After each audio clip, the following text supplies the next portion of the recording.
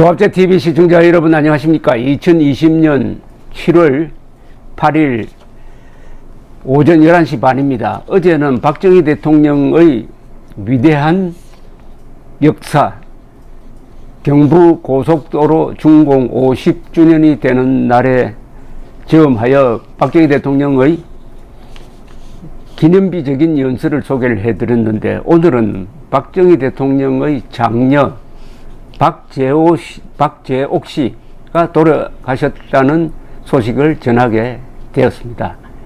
박재옥 씨 하면은 모르는 분들이 많습니다. 흔히 박근혜 전 대통령을 박정희의 큰딸이라고 오해하는 사람이 있습니다. 큰딸이 아니고 오늘 돌아가신 분이 박근혜 씨의 이복 언니입니다. 이복 언니입니다. 그러니까 박정희 전 대통령의 첫째 부인의 딸이죠. 향년 83세였습니다. 고인은 박정희 전 대통령과 첫째 부인 김호남 여사 슬아의 장녀인데, 언제 태어났냐 하면은 박정희 대통령이 대구 사범 5학년 시절인, 그러니까 박정희 대통령의 나이가 19살 때 1937년에 태어났습니다. 그때 박정희 대통령은 재학 중에 결혼을 했습니다. 조금 부모가 강권해서 결혼을 했습니다. 흔히 분위기가, 박재옥 씨를 만나보면 그 분위기가 유경수 여사하고 참 비슷했습니다. 그래서 더욱더 유경수 여사의 친딸이라고 생각하는 사람도 많았고, 유경수 여사와 그 박정희 대통령이 박정희 대통령 군인 시절에 아주 가난하게 살 때 같이 살았습니다. 남편은 한병기 전 칠레 대사, 또 국회의원도 하신 분이죠. 한병기 대사는 3년 전에 돌아가셨습니다. 유엔 주재 대사, 그리고 스락 케이블카 회장을 지냈고, 유족으로는 아들 한태준 씨 전 중앙대 교수, 한태연 스락 케이블카 회장, 딸 한유진 대유 몽베르 CC 고문, 사위로 박영우 대우 위니어 글룹 회장이 있고, 빈소는 신촌 세브란스 병원, 발인은 7월 10일입니다. 자, 그러면 이 박재옥 씨의 이 좀 파란이 있는, 참 어떻게 보면 좀 애틋하기도 하고 애잔한 이야기를 제가 쓴 박정희 전기에 나오는 대목이기도 합니다. 박재옥은 제가 이렇게 썼습니다. 어머니와 할머니의 과보호 속에서 5살 때까지 젖을 먹었다. 이게 무슨 뜻이냐 하면은, 박정희 대통령이 1950년 12월 12일 대구에서 유경수 여사와 재혼을 합니다. 김호남 씨는, 남편은 이제 재혼을 해버리니까 딸을 데리고 구미를 떠나서 다른 데로 갑니다. 그리고 이 박정희 대통령의 이 친형 중에 박상희라는 분이 계셨어요. 이분은 또 대구 폭동 때 경찰총에 돌아가신 분입니다. 이 박상희 씨의 부인에게만 어디 떠난다고 이야기를 하고는 막 사라져 가출을 해버린 셈입니다. 그래서 어디로 갔느냐 하면은 대구로 갔다고 합니다. 대구에 가보니, 이 박재옥 씨의 수레입니다. 대구에 가보니 어머니에게도 이미 다른 남자가 있었다. 나이에 비해 조숙하고 눈치가 빠른 나는 대번에 내가 있는 처한 상황을 이해할 수 있었다. 나는 본능적으로 그 상황이 싫었다. 이 이야기는 박재옥 씨가 월간조선과 한 인터뷰를 제가 요약한 겁니다. 결사적으로 그 견딜 수 없는 상황에 반기를 들었다. 10살 남짓한 계집아이가 할 수 있는 거부의 표시라는 것이 무엇이겠는가? 어떤 조리 있는 말로 어머니를 설득할 수 있겠는가? 나는 그저 울었다. 밤새도록 울고 또 울었다. 그것이 내 의사를 표현할 수 있는 유일한 길이었다. 이렇게 적고 있습니다. 그러다가 결국은 누구와 같이 그런 어머니, 또 남자가 생긴 어머니와도 같이 살 수가 없으니까 박정희 대통령의 조카 박재석 씨 집에서 살게 되었습니다. 다시 구미로 돌아와가지고. 이렇게 되니까 박재옥 씨는 아버지에게 원망하는 편지를 자주 썼다고 합니다. 이런 편지를 소개를 하기도 했습니다. 어머니, 아버지, 제게는 부모님이 모두 계신데 저는 왜 이렇게 남의 집에 얹혀 살아야 합니까? 사촌 오빠가 저까지 데리고 살아야 하니 얼마나 귀찮고 성가시겠어요. 저는 또 얼마나 미안한지 아세요. 오빠도 고생스럽고 저도 힘들고요. 이렇게 편지를 썼다고 합니다. 그리고 박정희 군인입니다. 그때는.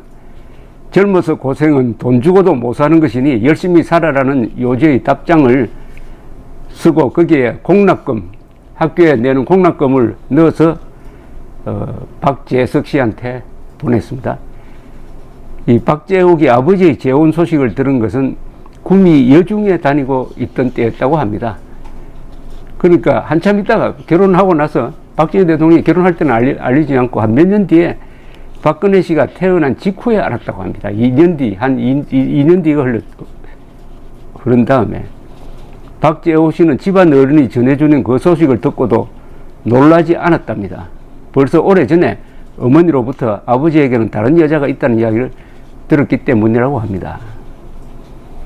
그러다가 박재옥 씨는 다시 누구와 같이 살게 됐냐면은 이 김종필 그리고 박영옥 부부와 함께 서울 제기동에서 살게 되었습니다. 이 박영옥 씨는 누구냐면 그 아버지가 총 맞아 돌아가신 박상희 씨의 따님이죠. 그래서 김종필, 박영옥 두 사람이 결혼을 해서 서울 제기동에 살고 있는데 여기 와서 또 어떻게 보면 좀 불편하죠. 이때가 아마 여고생 좀 되는데 아무리 친하지만은 아버지, 어머니도 없이 김종필, 박영옥 이분들이 신혼살림을 하고 있을 텐데 거기에 살았습니다. 그런데 어느 날 유경수 여사가 나타났다고 합니다. 예고 없이 제기동 집에 나타났는데 그때 처음으로 유경수 여사를 봤다는 겁니다. 그때 박재옥 씨는 동덕여고에 다니고 있었습니다. 그러니까 유경수 여사가 와서 박재옥 씨를 데리러 온 거예요. 이제는 우리 집에 가서 같이 살자. 그 첫 인상을 박재옥 씨는 이렇게 기억을 하고 있습니다. 유경수 여사는 깔끔한 한복을 입은 조용한 사람이었다. 두말 없이 새엄마를 따라 나섰답니다. 속으로는 김종필 씨 부인 박영옥 씨가 좀 섭섭하게 생각할 것이라고 걱정도 했지만은 나는 매를 맞고 살아도 아버지와 함께 같이 살아야 되겠다. 이렇게 작심을 했답니다. 그때 결심을 했답니다. 어떤 일이 있어도 나 때문에 아버지와 유교사가 싸우는 일은 없도록 조심을 하자. 그래서 노량진에 살았습니다. 그때 박정희 대통령은 요 무렵이 계급이 한 준장 정도 되는데 가난하게 살았습니다. 박정희 대통령은 군인 시절에 우리나라 군 장성 중에서 가장 가난하고 가장 깨끗한 사람이었습니다. 그래서 이분 주위에 젊은 정의감이 있는 장교들이 모였고 그 중에는 김종필 같은 뛰어난 분이 있었고 이 인맥이 결국 5.16 군사혁명을 성공시키게 되는 거죠. 박정희 정기 3권 혁명 전야에는 이런 대목이 있습니다. 이거 제가 쓴 겁니다. 지금 제가 쓴 박정희 정기의 일부분을 제가 소개를 해드리고 있습니다. 박정희 유경수는 다른 사람들에게는 박재옥을 딸이라고 적극적으로 소개하지 않아 박환영 당번병은 오랫동안 유경수의 친척 동생 정도로 알고 있었다고 합니다. 손님이 오면은 박재옥은 조용히 2층 방으로 올라가곤 했는데 분위기와 행동 거지가 유경수 여사와 매우 닮았다고 한다. 유경수 여사는 미혼인 남편의 부하들이 들르면 넌지시 고등학교밖에 나오지 않았지만 좋은 교수가 한 사람 있는데 라고 하면서 눈치를 주곤 했답니다. 눈치를 보곤 했답니다. 그러니까 박재옥 씨를 결혼시키려고. 그런데 누가 결혼하게 됐느냐? 1958년 10월 3일 박정희와 첫 부인 김호남 사이의 첫 딸 박재옥 씨는 전속 부관, 박정희 대통령의 전속 분관 한병기 대위와 결혼을 하게 됩니다. 동원 예식장에 있었던 결혼식에서 주례는 박정희가 만주 군관학교 생도 시절부터 따랐던 원용덕 당시 헌병 총사령관이었습니다. 박재호 씨의 기억에 의하면 아버지 박정희는 이날 기분이 좋아 보였지만 한편으로는 매우 착잡한 것 같았고 술을 많이 마셨다고 기억하고 있습니다. 박재옥 씨는 이부자리 한 채와 백금 반지 하나가 혼수품의 전부였다고 기억합니다. 결혼식 의상도 따로 짓지 않고 한복으로 때웠답니다. 한병기 장교는 이때 아마 대위쯤 됐을 겁니다. 한병기 장교는 반지도 구리 반지로 하자고 했다는군요. 그러니까 보석 반지를 만들면은 가난하니까 팔아버릴 가능성이 있으니까 구리로 하면은 팔지는 않겠지 해서. 그러나 이거는 박재옥 씨가 반대를 했답니다. 두 사람은 경주로 여행을 갔다고 합니다. 그때 박재옥 씨의 친모인 김호남 씨는 경주에 살고 있다는 이야기가 있어서 혹시 만날까 싶어서 연락은 되지 않지만 갔다고 합니다. 그런데 이 한병기 씨는 어떤 분이냐 하면 아주 이분은 재치가 있는 분입니다. 그리고 이 박정희 부관을 하지만은 박정희 대통령한테 할 말은 하는 사람이에요. 박정희 대통령은 그런 한병기 씨를 상당히 귀엽게 생각했습니다. 좀 부침성도 있고 애교도 있고 이런 분이죠. 그런데 5.16 군사혁명이 일어나고 나서 한병기 씨는 미국에 건너가서 뉴욕에서 살고 있었다고 합니다. 그런데 신문을 보니까 박정희 대통령이 잘못하는 것만 신문에 나오니까 화가 났다고 합니다. 그래서 비행기를 타고 서울로 돌아왔는데 그게 아마 1960년대 후반쯤 될 것 같습니다. 청와대에 들어가서 유경수 여사를 만났더니 이 한병기 씨를 손을 붙들고 막 울더랍니다. 운다는 게 뭐 여러 가지가 있죠. 남편이 욕을 너무 많이 먹는 데 대한 어떻게 뭐 억울함도 있을 것이고 남편을 둘러싼 이 아부배들에 대한 분노도 있을 것이고 그러니까 한병기 씨가 화가 나가지고 이 장인과 사위는 좀 사위 관계는 서먹한데 이 한병기 씨는 옛날부터 박정희 대통령 바로 옆에서 부관 역할을 해놓으니까 좀 스스럼 없이 대하는 사람이에요. 그 무서운 장인을. 그래서 청와대로 가서 집무실로 박차고 들어갔습니다. 그러니까 박 대통령은 놀래가지고 왜 왔으라고 쏘아 붙이듯 이야기를 했답니다. 그때 사위가 한다는 이야기가 정치를 이따위로 하시려면은 윤보선 씨한테 줘버리는 게 낫겠습니다 하니까 박 대통령이 이놈이 하면서 옆에 재떨이를 가지고 집어 던졌답니다. 피하기는 피했는데 와장창 하는 소리를 듣고 이우락 비서실장이 뛰어 들어왔고 박 대통령 고함을 치면서 나가라고 해서 한병기 씨가 나갔다 이런 이야기가 있습니다. 박 대통령이 돌아가실 때 이 한병기 씨는 캐나다 대사였습니다. 캐나다. 이분이 칠레 대사도 하고 캐나다 대사도 했습니다. 그런데 그때 바로 10월 27일이 되겠네요. 27일. 1979년 운명의 날 10월 26일 그 다음 날 10월 27일에는 어디에 있었느냐 하면은 남편과 함께 카리브해의 작은 섬나라 도미니카 공화국에 가 있었습니다.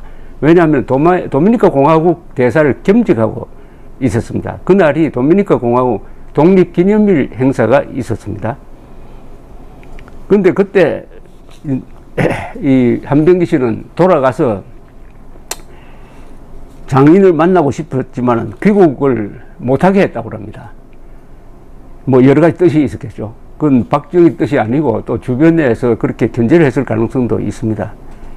그래서 박재옥 씨는 아버지는 독재자라고 욕먹고 있는데 딸과 사위도 마음대로 독재자를 만날 수 없다니 이런 독재자가 세상에 어디 있느냐고 푸념을 했다는군요. 그래서 한병기 박재옥 부부가 도미니카 공화국에 도착해 보니 이 가난한 나라는 며칠 전에 덮친 허리케인 때문에 엉망이 되었답니다.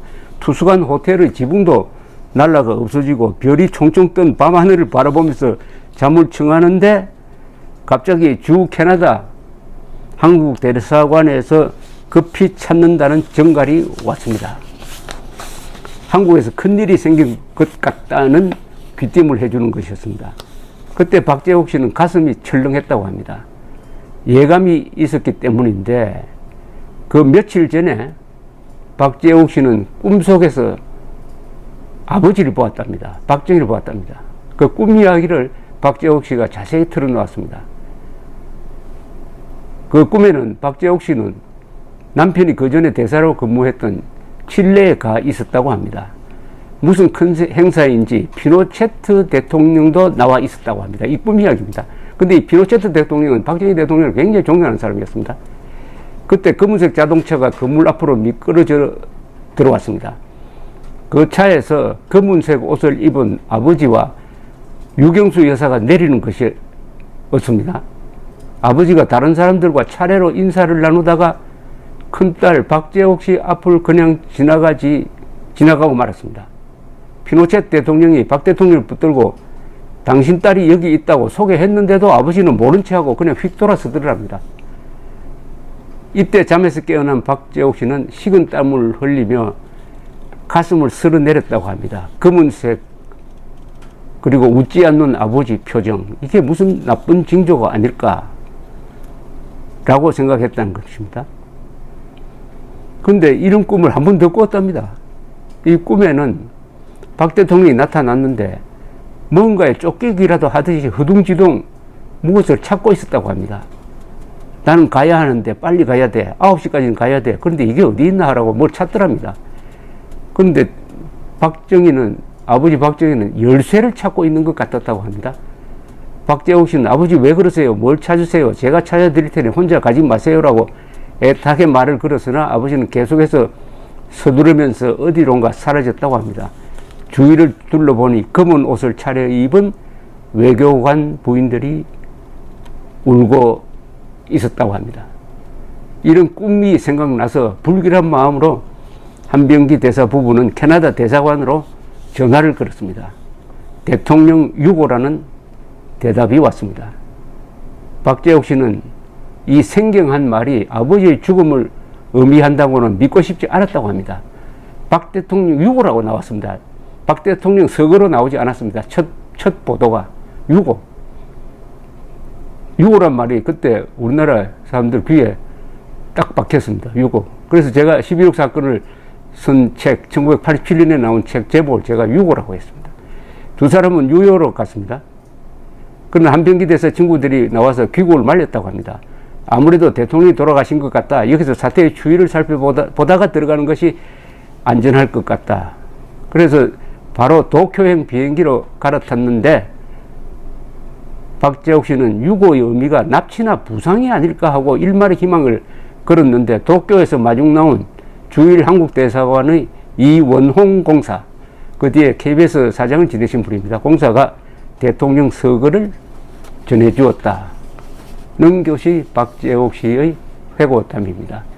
이 박재옥 씨가 어제 돌아가셨습니다. 박근혜 씨에게 이게 어떻게 전달되었는지 궁금합니다. 이복 언니입니다. 그러면은 박근혜 씨를 일시적으로 풀어줘야 되는 거 아닙니까? 요새 보니까 안희정 씨가 상을 당했다고 해가지고 풀어줬더라고요. 이게 궁금합니다. 박근혜 씨가 이복 언니의 장례식에 참석하는지 참석 안 하는지, 문재인 대통령의 이것도 아마 결재를 받아야 될 사안인 것 같은데, 어쨌든 한 시대가 끝나는, 벌써 끝난 시대라고 생각할지 모르지만은 박정희 시대는 그림자가 아주 깁니다. 그러니까 서서히 그 주역들이 사라지고 있습니다. 김종필, 그리고 김정년 비서실장, 그리고 박정희 대통령의 큰딸 박재옥 씨의 별세 소식을 전해드리게 되었습니다. 삼가 명복을 빕니다. 감사합니다. 지난 7일 밤늦게 돌아가신 고 박정희 대통령의 큰딸 박재옥 씨 이야기를 그 다음날 지난 8일에 전해드렸습니다. 그림자처럼 살아온 박정희 큰딸 재옥 씨 별세라는 제목의 동영상을 올렸더니 지금까지 약 80만 명이 보셨어요. 조회수가 약 80만 명입니다. 그래서 그때는 간단하게 한 20분 정도 말씀드렸습니다. 이 국민들이 박정희 대통령의 큰딸에 대한 관심이 이렇게 많구나 하는 것을 느꼈습니다. 그리고 박정희 대통령에게 박재옥 씨라는 큰딸이 있다는 걸 모르는 분들이 또 많은 것 같아요. 박근혜 전 대통령을 큰딸이라고 보도해 온 적도 있습니다. 왜냐하면 박 대통령 재임 당시에는 이혼한 부인 김호남 씨 이야기는 언론에 나오지 않았습니다. 그렇다 보니까 그 사이에서 난 큰딸 박재옥 씨는 일종의 지워진 존재였어요. 숨겨진 딸처럼 되고 말았습니다.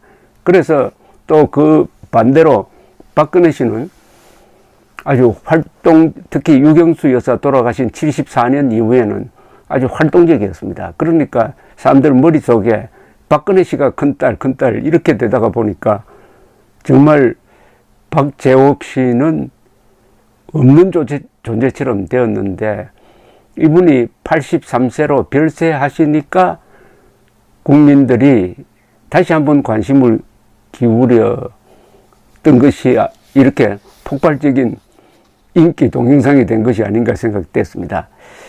그런데 그때 20분 동안 제가 설명한 게 좀 부족했다는 생각이 듭니다. 그런데 박재옥 씨와 저는 좀 인연이 있습니다. 제가 월간조선 편집장을 할 때입니다. 1995년 12월호에 박재옥 씨의 수기가 실렸습니다. 제목이 이렇습니다. 박정희 김호남 부부의 큰딸 박재옥 씨의 수기.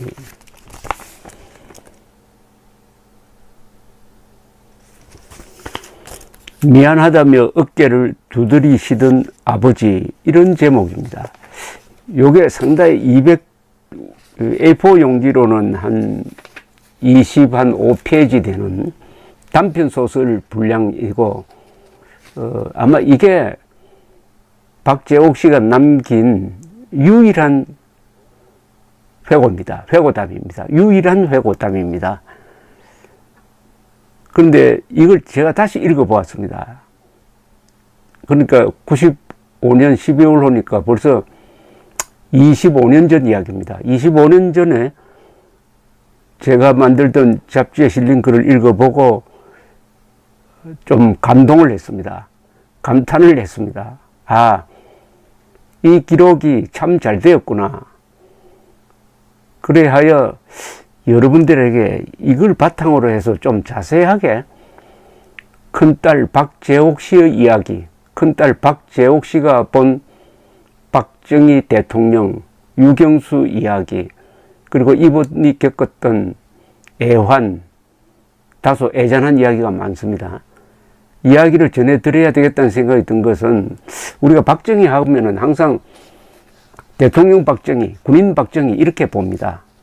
딱딱한 박정희죠. 또 위대한 박정희죠. 무서운 박정희죠. 그러나 박정희 대통령의 보이지 않는 부분이 있습니다. 그것은 가정이고 그건 프라이버시에 속하는 문제죠. 자녀와 부부와 부모와 형제와 관련된 이야기. 이 부분에 대해서는 별로 알려진 게 없습니다.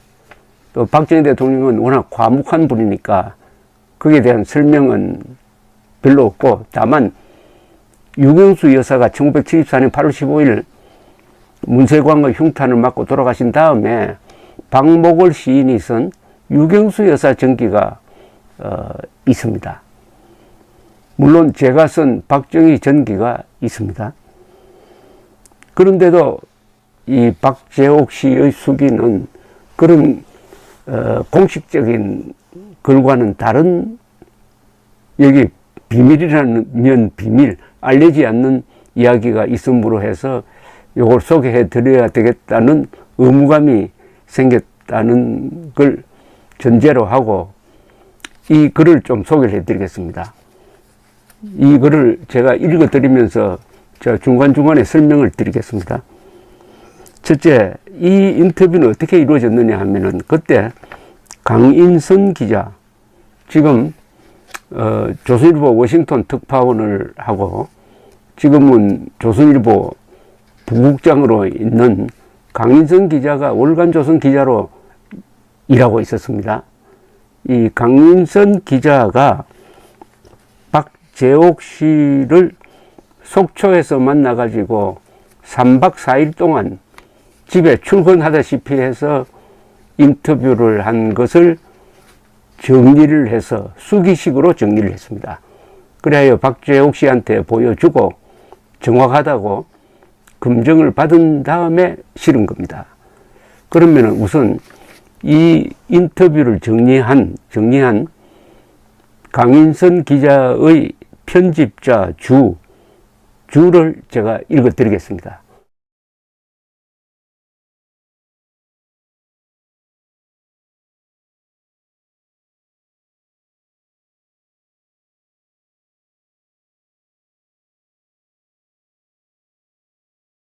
지금부터 말씀드리려고 하는 이 스토리의 출발점이죠.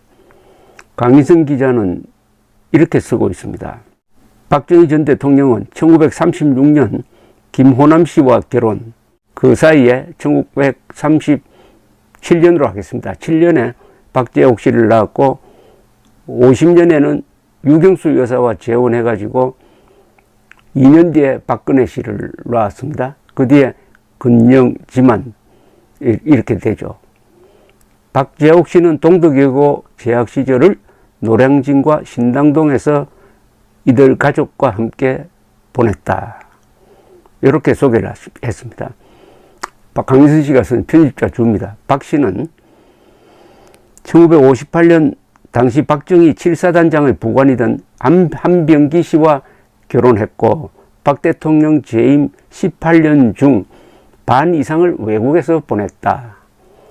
이 한병기 씨는 3년 전에 돌아가셨습니다. 한병기 씨의 미국 유학 시절을 포함해서 칠레와 캐나다 대사로서 10년 가까이 외국 생활을 했던 것이다. 한병기 씨가 박정희 대통령 임기 18년 중에 10년 외국에 있었는데 유학 그리고 캐나다 대사, 칠레 대사를 했습니다. 박재옥 여사는 박 대통령 재임 시절이나 그 이후에도 매스컴과의 접촉을 극도로 기피해 왔다. 기자들이 담을 넘어 들어온 일이 있을 정도로 박재옥 여사에 대한 세간의 관심이 대단했지만 그는 내가 나설 자리가 아니다는 이유로 한사코 인터뷰를 거절해 왔다. 속초에서 만난 박재옥 여사는 어딘지 모르게 박 대통령을 연상시키는 분위기를 갖고 있었다.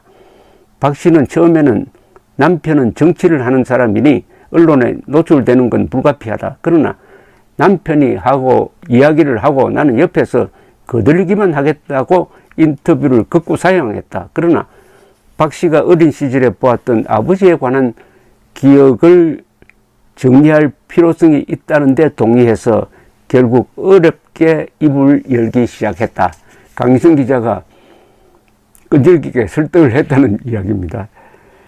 그 자신도 언젠가 한 번은 해야 할 일이라고 느끼고 있었던 것이다. 그러나 워낙 오랫동안 침묵을 지켜온 까닭에 여러 가지 사연이 얽혀 있어 그것을 앞뒤가 맞게 정리하는 데는 시간이 꽤 걸렸다. 어린 나이에 부모의 이혼을 겪고 친척 집을 전전하며 어려운 시절을 보낸 박 여사는 대통령의 전처의 딸로서는 적지 않이 마음고생을 해야 했다. 아버지와 유 여사가 모두 총탄에 세상을 떠나는 비극도 겪었다. 그러나 그는 그 모든 어려운 일들을 사귀고 소화해 훌륭하게 극복한 사람만이 갖출 수 있는 의연하고 기품 있는 자태를 갖고 있었다. 이 대목이 참 잘 쓴 대목이라는 생각이 듭니다. 잘 쓴 문장입니다. 그 뒤에 박재옥 여사를 저도 몇 번 만났습니다. 딱 여기 적힌 대로입니다. 어떤 분은 유경수 여사 분위기를 갖고 있다고 했고, 또 어떤 분은 박정희 대통령 분위기라고 했는데 양쪽이 다 맞습니다. 의연하고 기품 있는 자태다. 이 여러 가지 어려운, 특히 어릴 때 이혼한 어머니 아래서 자라다가 또 어머니와 또 떨어져서 이 친척 집에 빌붙어서 사는 그런 경험도 한 분이라면은 마음고생을 해서 조금 어두운 기색이 있을 것 같은데, 저는 박재옥 여사로부터 그런 어둡다는 느낌을 받지 못했습니다. 성품이 아주 박정희 대통령처럼 꼿꼿한 분이라는 생각이 들었어요. 자존심이 강하고, 그 느낌을 강민선 기자는 어려운 일들을 사귀고 소화해서 훌륭하게 극복한 사람만이 갖출 수 있는 의연하고 기품 있는 자태를 갖고 있었다. 대충 상상이 되십니까? 강기성 기자의 소개, 이 인터뷰 소개를 계속해서 읽어드리겠습니다. 기자는 강기성 기자입니다. 강기성 기자는 지난 10월 31일부터 10월이 이게 1995년입니다. 10월 31일부터 11월 3일까지 3박 4일 동안 속초에 머물면서 매일 아침 박 여사의 집을 찾아가 하루 종일 이야기를 나누다가 저녁 식사를 함께 하고 헤어지곤 했다. 박재옥 여사가 남 앞에서 나서는 것을 매우 싫어하는 사람이라는 선입견이 있어서 처음에는 그가 내성적이고 소극적인 사람이 아닐까 추측했으나 사실은 그렇지 않았다. 밝고 쾌활하며 아주 적극적인 성격의 소유자라는 것이 나흘간 만나본 소감이다. 드러내놓지는 않아도 정치에 관한 관심이 그 누구보다 많은 사람이라는 것도 쉽게 느낄 수 있었다. 서너 시간씩 계속해서 이야기를 해야 했을 때도 박 씨는 자세를 흐트리거나 피곤한 기색을 보이는 일이 별로 없었다. 그 꼿꼿하고 바른 자세에서는 남다른 세련됨과 우아함이 배어나왔다. 여기자 강인선 씨가 본 여성 박재옥 씨의 모습입니다. 자세를 흐트리거나 피곤한 기색을 보이는 일이 별로 없었다. 그 꼿꼿하고 바른 자세에서는 남다른 세련됨과 우아함이 배어나왔다. 박 대통령과 유경수 여사를 이렇게 합쳐놓은 이미지 같지 않습니까?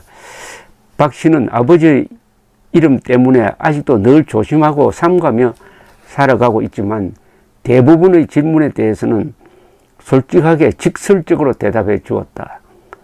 그러나 아직도 눈물 없이는 이야기하기 어려운 부분에 대해서나 누군가 이름을 거명해야 하는 부분에서는 다른 이야기로 능숙하게 넘어가곤 했다.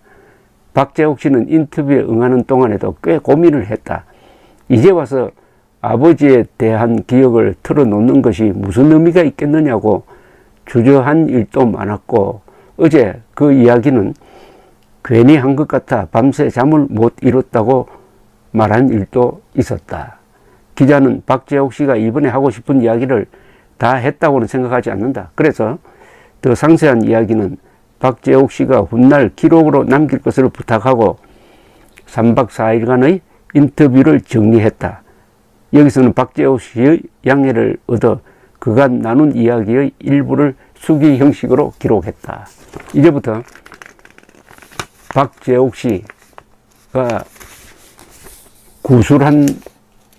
구술했다고 봐야 되겠죠.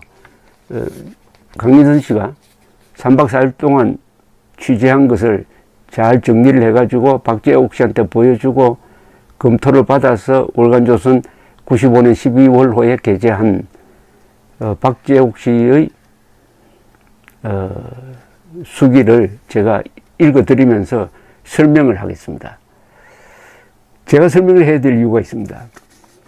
이 내용은 여성을 시켜서 낭독하도록 하는 게 맞을 것 같은데, 여기 나오는 이 스토리는 박정희 대통령의 생애와 관련이 있고, 제가 박정희 전기 13권을 썼고, 13권을 쓴 중에서 그동안 알려지지 않았던 몇 가지 중요한 이야기를 발굴을 했습니다.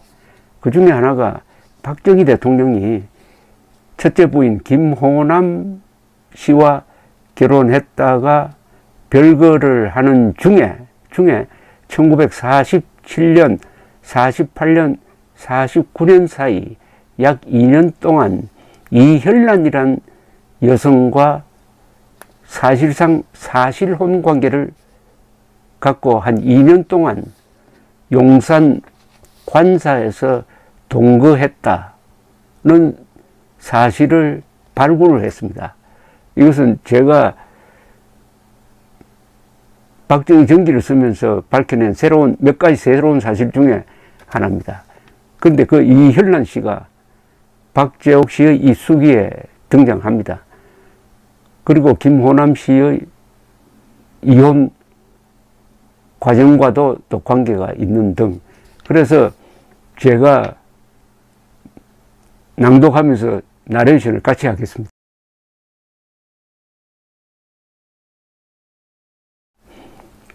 지금부터 읽겠습니다. 1987년 여름이었을 것이다. 오랜만에 온 가족이 모여 동해안으로 여행을 떠났다. 속초에서 출발해 동해안의 도로를 따라 부산까지 가는 길이었다. 우리는 한국의 고속도로도 이제 미국 못지 않다는 이야기를 하며 창밖을 보고 있었다. 아이들도 동해안의 아름다운 경치에 저마다 탄성을 올리고 있었다. 그런데 웬일인지 내 눈에서는 갑자기 눈물이 솟아오르기 시작했다. 한번 눈물이 흐르기 시작하자 도저히 멈출 수가 없었다. 나는 창밖의 경치를 보는 척하면서 하염없이 눈물을 흘렸다. 나도 모르게 또 아버지 생각을 하고 있었던 것이다. 아버지는 이렇게 만들어 놓고 싶으셨던 것이다. 형편없이 가난했던 이 나라를 이만큼 만드시려고 그렇게 애를 쓰다가 돌아가신 것이다. 벌써 25년 전의 일이다. 남편은 1971년의 88대 총선을 앞두고 속초에서 출마하기로 해 우리는 선거운동을 하느라고 동분서주하고 있었다. 평안남도 안주 출신인 남편은 실향민이 많은 속초를 지역구로 정해 열심히 뛰고 있었다. 어느 날 저녁 나는 일찌감치 저녁을 먹고서 선거운동과 산보를 겸해 동네 사람들을 좀 더 만나본 생각에 집을 나섰다. 때는 늦 여름이라 집집마다 방문을 열어놓고 있었는데 나는 우연히 저녁 식사를 하고 있는 한 가족의 밥상을 보게 되었다. 그들은 커다란 냄비에 밀가루 풀을 멀겋게 끓여 놓고서 그것을 그릇에 나누어 후루룩 마시고 있었다. 글자 그대로 입에 풀칠을 하는 광경이었다. 밥상 위에는 그 풀죽을 제외하면 소금 종지 하나도 없었다. 소금을 살 돈조차 없다는 것이다. 그때 만난 한 촌부의 모습도 잊을 수 없다. 그 여인은 내 손을 잡고 이렇게 하소연했다. 박정희 대통령은 다 좋은데 한 가지 잘못한 게 있어요.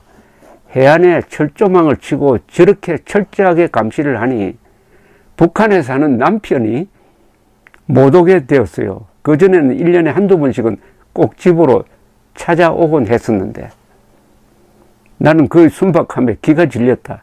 어쩌면 그렇게 아무것도 모르고 있단 말인가. 아버지에게 이 이야기를 했다가는 당장 난리가 날 것 같아 나는 입도 떼지 못하고 혼자서 끙끙 앓았다. 우리 국민의 수준이 그 정도인데 아버지께서는 과연 잘 하실 수 있을까? 나는 어쩐지 자신이 없어지는 때가 많았다. 아직도 아버지를 생각하면 눈물이 솟아오른다. 지나간 날들을 정리해서 기록으로 남겨야겠다는 생각은 늘 하고 있으면서도 쉽사리 펜을 들지 못한 것도 사실은 그 때문이다.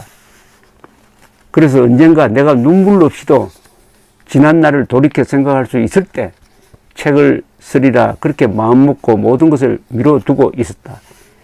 내가 그동안 침묵을 지킨 데는 그만한 이유가 있었다. 가장 중요한 첫 번째 이유는 어떤 이유로든 아버지께 누를 끼치고 싶지 않다는 것이었다. 그래서 가능한 한 남들 앞에 나서는 것을 자제하고 조용히 지내왔던 것이다. 두 번째 이유는 가족의 화목을 위해서였다. 이미 알려진 일이지만 어머니 김호남은 16살 때 2살 위의 아버지와 결혼하여 나를 낳고 10여 년 만에 이혼하였다. 나의 위치가 이렇듯 미묘하기에 혹시라도 나의 말 한마디가 오해를 불러일으키지는 않을까 하는 것을 늘 염두에 두지 않을 수 없었다. 유경수 여사를 비롯한 가족들에게 걱정을 끼칠 만한 일은 절대로 하고 싶지 않았던 것이다. 이렇게 쓴 박재옥 씨는 1979년 10월 26일로 시계 바늘을 돌려가지고 아버지의 유고 소식을 듣는 상황을 설명을 합니다. 그 대목을 제가 읽어드리겠습니다. 아까 잠시 여기 스쳐 지나갔는데 속초 동해안에는 해안에 철조망이 본격적으로 쳐진 것은 1968년 1.21 사태, 즉 북한 특공대가 청와대를 습격한 그 유명한 사건 이후입니다. 그래서 또 그해 11월에 울진 삼척에 약 130명의 북한군 특공대가 상륙을 해가지고 동해안을 휩쓸고 지나갔습니다. 유명한 방공소년 이승복이 나는 공산당이 싫어요 라고 했다가 그 가족이 참사를 당하는 그 직후에 해안가에 철조망을 쳤습니다. 그런데 철조망을 치기 전에는 동해안에서는 특히 속초 같은 데서는 이 6.25 때 남편과 가족이 헤어진 경우에 북쪽에 사는 남편이 몰래 배를 타고 와서 남쪽의 가족을 만나고 돌아가기도 했다는 이야기입니다. 그런 시절이 있었다는 이야기입니다. 1979년 10월 26일 돌이켜 생각하기도 싫은 그날 아버지의 사고 소식을 들은 것은 카리브해 연안의 작은 섬나라 도미니카 공화국에서였다. 남편은 당시 캐나다 대사로서 카리브해 연안의 몇몇 섬나라 대사도 겸임하고 있었다. 남편과 나는 도미니카 공화국의 독립기념일을 맞아 축하 사절로 기념식에 참석하기 위해 도미니카 공화국을 찾았다. 초청을 받았으니 대사로서 마땅히 가긴 가야겠는데 웬일인지 발길이 떨어지지가 않았다. 당시 캐나다에 살고 있던 남편과 나는 이상한 불안감에 사로잡혀 있었다. 그때 우리는 1978년 봄에 서울에 가서 아버지를 한번 뵌 이후에는 1년이 넘도록 아버지를 뵙지 못하고 있었다. 그간에는 꼭 내가 아니라도 남편이 6개월에 한 번은 공관장 회의 등을 위해 서울에 가서 아버지를 만나곤 했다. 그러나 78년 봄 이후에는 어찌된 일인지 아버지와의 통로가 꽉 막혀버린 것만 같았다. 직간접으로 듣는 한국의 정치 정세는 누가 보아도 불안하기 짝이 없었다. 서울서 날아드는 갖가지 소식과 풍문은 이 불안감을 더욱 부채질했다. 특히 남편은 온갖 외신들을 일일이 점검하면서 안절부절 못하는 나날을 보내고 있었다. 뭔가 말 못할 사연이라도 있는 것인지 나에게는 충분한 설명조차 해주지 않았다. 그 대신 혼자서 무슨 속을 그렇게 끓이는지 꼬챙이처럼 바삭 말라가고 있었다. 남편은 어떻게 해서든 서울에 가서 아버지를 만나보려고 백방으로 애를 써서나 허사였다. 여기서 남편은 한병기 씨입니다. 한병기 씨는 박정희 사단장의 부관으로 있다가 아버지가 추천했겠죠. 이 큰딸 재옥 씨와 1958년에 결혼했습니다. 5.16 군사혁명 이후에는 주로 외국에 가서 살았습니다. 한때 국회의원 생활도 했고요. 칠레 대사, 그리고 이때는 캐나다 대사였습니다. 아버지는 인의 장막에 둘러싸인 것 같았다. 아버지가 나와 남편의 귀국을 허락하지 않을 리 없는데도 귀국 허가는 떨어지지 않았다. 일시 귀국도 불가능하다고 했다. 꼭 누가 중간에서 장난을 치는 것만 같았다. 소위 독재자라는 아버지가 딸과 사위도 마음대로 부를 수 없다니 무슨 독재가 이렇단 말인가. 도대체 한국에서 무슨 일이 일어나고 있는지 하도 앞날이 불투명해서 나는 마치 안개 속에 있는 것 같았다. 이렇듯 불안 속에 하루하루를 보내고 있었기에 도미니카 공화국의 초청을 받았을 때는 차라리 잘 되었다 싶은 심정이었다. 우리가 캐나다에서 어떻게 할 수 있는 일도 아닌 것 같으니 모든 걸 잊고 기분 전환이나 해보자고 마음을 고쳐먹고서 우리는 도미니카로 떠났다. 1979년에 한국에 참 사건이 많았습니다. 1979년은 어떻게 보면 한국 역사에서 운명적인 해였습니다. 그해 초에 이란의 호메이니가 이슬람 혁명을 일으켜가지고 팔레비를 쫓아냅니다. 그리고 제2차 석유 파동이 옵니다. 그것이 한국 경제에 직격탄을 날렸습니다. 경제가 나빠지기 시작했습니다. 중화공업을 벌려놓은 박정희 정부는 고민에 빠졌습니다. 그 순간 야당은 김영삼 총재 중심으로 뭉쳐가지고 대정부 투쟁을 강화하고 있었습니다. 노동자들도 합세를 했습니다. 이런 가운데서 1979년 10월 초에는 김영삼 야당 총재를 국회가 제명을 합니다. 여기에 대해서 국민들이 불만이 많았습니다. 18년째 되는 박정희 대통령의 장기 집권에 대한 실정도 높아지고 있었습니다. 그러다가 1979년 10월 16일 부산에서 큰 시위가 일어났습니다. 저는 그때 부산에서 경찰 출입 기자를 하고 있었습니다. 그 시위대는 경찰차에 차를 뒤집어 엎고 불을 지르고 했고, 그 다음 날에도 시위가 확산되었습니다. 그리고 10월 18일 박정희 대통령은 부산 지역에 비상계엄령을 선포를 했습니다. 그러나 시위는 다시 마산으로 옮겨갔습니다. 부마 사태가 터진 거죠. 바로 이런 상황이 캐나다에 있던 박재옥 씨도 뭔가 불안감으로 전해왔다는 이야기입니다. 그런데 우리가 도미니카를 찾았을 때 그 나라의 사정은 말이 아니었다. 엄청난 규모의 허리케인이 도미니카를 덮쳐 그 작은 나라가 완전히 풍비박산이 된 상태였다. 멀리서 주택가를 바라보면 지붕이 완전히 날아가 버린 집들이 벽체만 앙상하게 남아 을씨년스러운 광경을 연출하고 있었다. 엉망진창이 되어버린 거리에서 남편과 나는 한숨만 쉬었다. 우리가 투숙한 호텔의 지붕도 날아가 버린 상태였다. 기가 막혔지만 우리는 지붕도 없는 그 호텔에 간신히 여장을 풀고 하룻밤을 보냈다. 날씨가 더우니 지붕이 없어도 별 문제는 아니라고 해도 별 총총 뜬 밤하늘을 쳐다보며 잠을 청해야 하는 기분은 말이 아니었다. 그 심란한 상황에서 누군가가 캐나다 대사관으로부터 급한 전갈이 왔다며 한국에 무슨 일이 생긴 것 같다는 이야기를 해주었다. 기어이 올 것이 오고야 말았구나 하는 생각에 나는 가슴이 철렁 내려앉았다. 그 전날, 그러니까 아버지가 돌아가시기 바로 전날, 나는 꿈에서 아버지를 만났다. 꿈속에서 나는 이전에 남편이 대사로 있던 칠레에 가 있었다. 무슨 큰 행사가 열렸는지 피노체트 대통령을 비롯한 많은 사람들의 모습이 보였다.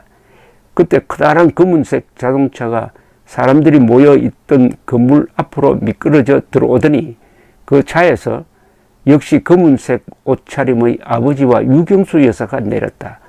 아버지는 다른 사람들과 차례로 인사를 나누다가 내 앞을 그냥 스쳐 지나갔다. 피노체트 대통령이 아버지를 붙들고 당신 딸이 여기 있다고 나를 소개했지만 아버지는 그래도 모른 채 하고 그냥 휙 돌아 서버렸다. 잠에서 깨어난 나는 식은땀을 흘리며 가슴을 쓸어내렸다. 검은색 옷을 입은 꿈은 좋지 않는 징조라던데. 그러고 보니 캐나다에서도 이상한 꿈을 꾼 일이 있었다. 꿈에서 나는 각국 외교관 부인들과 함께 청와대를 방문했다. 아버지는 누군가에게 쫓기기라도 하는 듯 허둥지둥 하시며 무언가를 찾고 계셨다. 나는 가야 되는데, 빨리 가야지 돼. 9시까지는 가야 하는데. 그런데 이게 어디 갔나? 아버지는 열쇠를 찾고 계신 것 같았다. 나는 아버지 왜 그러세요? 뭘 찾으세요? 제가 찾아드릴 테니 혼자 어디 가지 마세요. 라고 애타게 아버지에게 말을 걸었으나 아버지는 계속 서두르면서 어디론가 사라지셨다. 주위를 둘러보니 검은 옷을 차려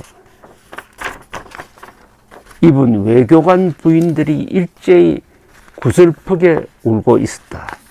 이렇듯 불길한 예감 속에 있었기에 한국에서 사고 소식이 들려오자 나는 앞이 캄캄했다. 캐나다 대사관에 급히 연락을 취했더니 유고라는 대답이 왔다. 유고라니. 사고가 있다는 뜻인 모양인데 이것이 무슨 뜻일까? 나는 그것이 아버지의 죽음을 의미한다고는 생각하고 싶지 않았다. 이 유고라는 말은 박정희 대통령이 시해당한 것이 1979년 10월 26일 저녁 7시 40분경 지금의 궁정동에 있었던 안가였습니다. 그때 총격을 받은 박정희 대통령은 비서실장 김계원 씨에 의해서 경복궁 앞에 있던 지금은 다른 데 이사간 보안사 내의 병원으로 옮겨졌습니다. 이미 그게 도착했을 때는 사망한 상태였습니다. 그리하여 정부에 비상이 걸렸습니다. 최규하 국무총리가 오고 그 다음에 정성화 계엄사령관이 당시 김재규와 저녁을 같이 먹기 위해서 현장 옆에 있는 사무실에서 식사를 하고 있었습니다. 이분이 급히 육군본부로 갔습니다. 그리하여 군에도 비상이 걸렸습니다. 이런 상황에서 박정희 대통령의 사망을 확인하고 김재규를 체포하는 그런 긴박한 순간이 10월 26일에서 27일 새벽까지 벌어집니다. 그때 정부는 어떤 발표를 했느냐? 새벽입니다. 새벽에 김성진 문공부 장관이 박 대통령 유고라고 발표를 했습니다. 첫 보도가 유고라고 나왔습니다. 유고라고 하면은 뭐 중태다, 뭐 납치됐다, 실종이다, 뭐 이렇게도 볼 수 있는데 일단 유고로 나왔습니다. 그래서 이 첫 보도를 유고라고 했기 때문에 박재욱 씨한테 한병기 대사한테 전해진 첫 일보도 유고였다고 하는데 유고라고 하니까 죽음을 의미한다고는 생각하지 않았다는 겁니다. 이어서 계속 읽어드리겠습니다. 박재욱 씨의 수기입니다. 1995년 12월 5일간 조선에 실린 겁니다. 그러나 외신들은 끊임없이 한국에서 무슨 일인가가 일어났음을 긴박한 어조로 전하고 있었다. 그것이 곧 아버지의 죽음을 암시한다는 것을 결국에는 나도 받아들이지 않을 수 없었다. 세상에 이럴 수도 있단 말인가. 6.25 열사가 총에 맞아 돌아가신 지 5년 만에 아버지도 마찬가지로 총탄에 목숨을 잃으시다니 세상에 정말 이런 일도 있단 말인가. 나는 거의 제정신이 아니었다. 그러나 허리케인으로 엉망이 된 도미니카의 공항이 우리 발목을 잡았다. 당일로 서울로 돌아갈 방법이 없어 막막하기만 했다. 어찌어찌 해서 미국 뉴욕으로 가는 비행기를 잡아 탔다. 뉴욕에 가니 남편 친구들이 서울로는 가지 말라고 충고했다. 아무래도 박 대통령이 돌아가신 것 같다. 한국의 정정이 이토록 불안한데 지금 가서 어쩌겠다는 거냐. 여기서 사태의 추이를 지켜보다가 천천히 가라. 그러지 않으면 너희 가족들도 위험할지 몰라. 그러나 남편과 나는 그럴 수는 없다고 생각해 뉴욕에서 서울행 비행기를 탔다.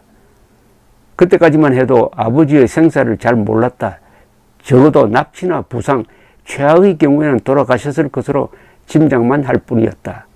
뉴욕을 떠나 도쿄에 도착하니 공항에 당시 주일대사관의 공보관이었던 이원홍 씨가 나와 있었다.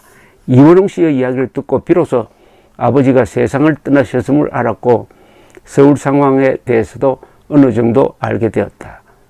잠 한숨 자지 못하고 달려왔지만 서울에 도착했을 때는 이미 10월 29일 저녁 입관이 끝난 상태였다. 난 서울로 오는 동안 하도 많이 울어서 막상 서울에 도착했을 때는 아예 눈물이 말라버린 듯 한동안은 더 이상 울음도 나오지 않았다. 그렇게 가시려고 아버지를 잘 모시겠다고 주변에서 경쟁하듯 나서던 사람들은 도대체 어디서 무엇을 했단 말인가. 아직도 온기가 남아있는 듯한 아버지의 침대를 붙들고 그네, 근영, 진만이와 함께 우리는 끝도 없이 울었다. 나는 너무나 안타까워서 그네와 근영이를 붙들고 물었다. 너희들은 총소리도 못 들었니? 처음에 총소리 났을 때 너희들이라도 뛰어가 보지 그랬니? 그러나 그네도 근영이도 아무 소리도 못 들었다고 했다. 난데없이 새벽에 불려가 아버지 시신을 보아야 했던 그네와 근영이, 지만이도 제정신이 아닌 것 같았다. 5년 전에 유교사가 그렇게 세상을 떠나시고 또 아버지의 죽음을 겪어야 하는 동생들이 과연 앞으로 제대로 살아갈 수 있을 것인지 나는 막막하기만 했다.